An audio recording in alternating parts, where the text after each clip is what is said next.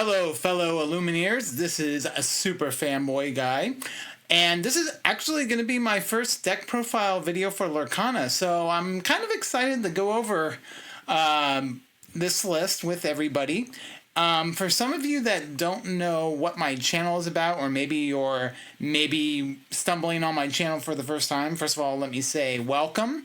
Normally what I do on my channel is I do collectible card game or trading card game content. In the past, I'm mostly known for doing versus system videos, like I do games and deck profiles. And if some of you don't know what versus system is, kind of think of it like a Magic the Gathering, but you use like Marvel, DC, and some independent superheroes. Kind of the same concept where you start with some type of life total and you're supposed to reduce your opponent down to 0, and that's how you win the game. But anyway, so this is going to be my first deck profile video for Lorcana, and I know that before I kind of go into the deck a little bit, I actually participated in a 5K tournament on Saturday, which would have been February 17th.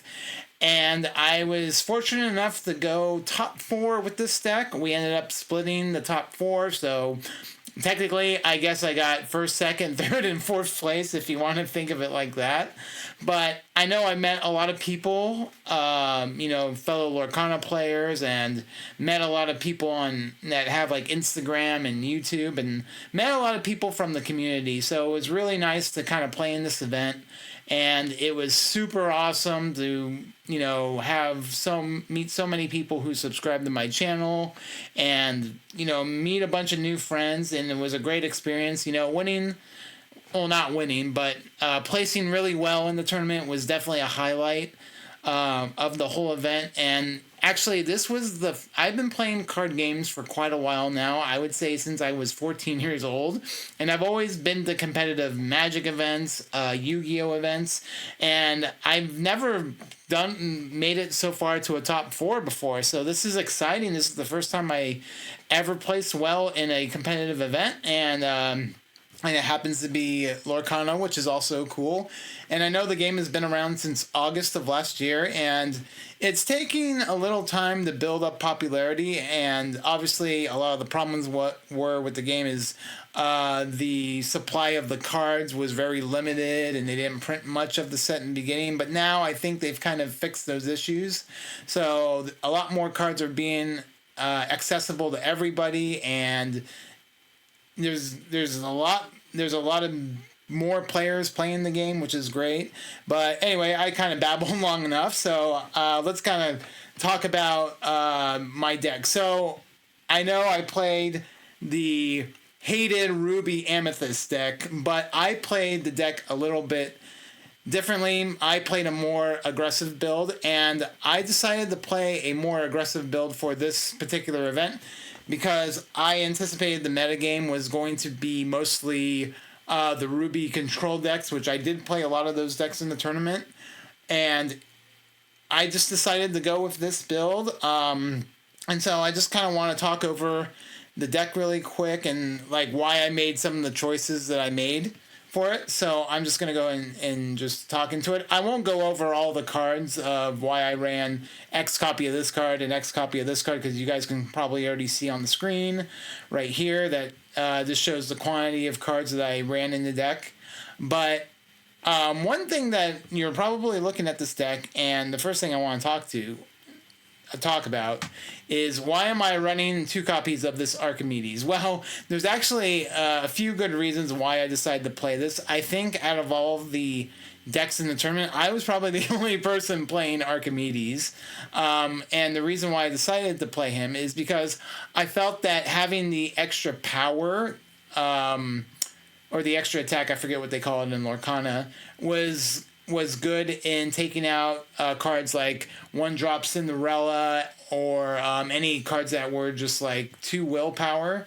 That's why I decided to play Archimedes. But most importantly, and I'm going to sound like a giant geek saying this, but I felt like I needed to play Archimedes because it was giving me good luck. I never changed the deck very much in my locals, and I seem to do very well with it. But It is one of the main characters from Sword in the Stone, and as you can see in the deck, we have Madame Mim, Arthur, and some Merlins, and I wasn't gonna not include Archimedes, so I decided to just put him in to kind of be on theme with the whole Sword in the Stone characters, so that was kind of the reason why. I did think about taking him out for Teeth and Ambitions, and I was thinking about taking him out for 2 of the 6-drop Yzmas, but I decided to... I was talking to a vendor at Frankensons one time when I was trying to finish out foiling this deck, because yes, I brought the whole deck foiled out to this tournament, and he just said, if it ain't broke, don't fix it. So I decided to, keep it as is. But so yeah, this is kind of the deck right here. I played the Archimedes, for those reasons, and then Pinocchio. I gotta say, a lot of people are kind of iffy on Pinocchio because he's very vulnerable to, like 1-drop Tinkerbell or the Robin Hood that pings for 1, and which is all true, but I made the call that I was going to see a lot of control decks, and the only way that they were going to take him out was either Teeth and Ambitions or Be Prepared, but I want to say that this Pinocchio actually won me my top 8 matchup, and... the thing is that there was one point in turn after my opponent Be Prepared one time, I think. I was able to play 2 Pinocchios in one turn, and he was at 14 lore at this point, and Pinocchio just rode me the victory because I gained that 6 extra lore, and it made all the difference in the game. So Pinocchio was definitely the MVP of that deck, and it's not typically run in the Ruby Amethyst control decks. Kind of the same idea with Arthur. He's really an aggro kind of a card, so that's why I decided to play him. And LeFou was also part of that aggro strategy too, because on turn 2, if I was able to play Pinocchio to gain the lore, I could play LeFou to untap the Pinocchio so I can quest with Pinocchio next turn. And then the same kind of idea that went with LeFou and Arthur, because there's a really good combo that if you have LeFou on turn 2, and let's say you play Arthur on turn 3, then on turn 4 you can quest with LeFou, and then quest with Arthur, return the LeFou, play LeFou, and then ready Arthur so he can't be challenged, which is also really good. So that was one of the strategies that was really good. I decided to play 3 copies of Minnie because I guess I felt like she was also really vulnerable to other evasive cards, so that's why I only ran 3 of her instead of the 4. But I felt like she was pretty good for the most part in the deck. If I was going to make a change, if I wasn't such a fanboy and kept these Archimedes in the deck, I would think about cutting them out for like 1 Minnie and maybe like 1 other card, maybe like 1 Maleficent Dragon, because I don't typically like running 1 copy of a single card in a deck. I just think it's inconsistent and it just doesn't really do well. I always tend to run 2 or more cards whenever I make decks, but that's just a personal preference for me. Everybody has their own thing, but yeah, and this is the deck. You guys can just take a look at it. Feel free to leave any comments on what you like about the deck, what you don't like about the deck, but I will leave a link in the to the Dreamborn link inside, even though it says it right here. I'll just leave a link in the comments or in the description so you guys can check it out.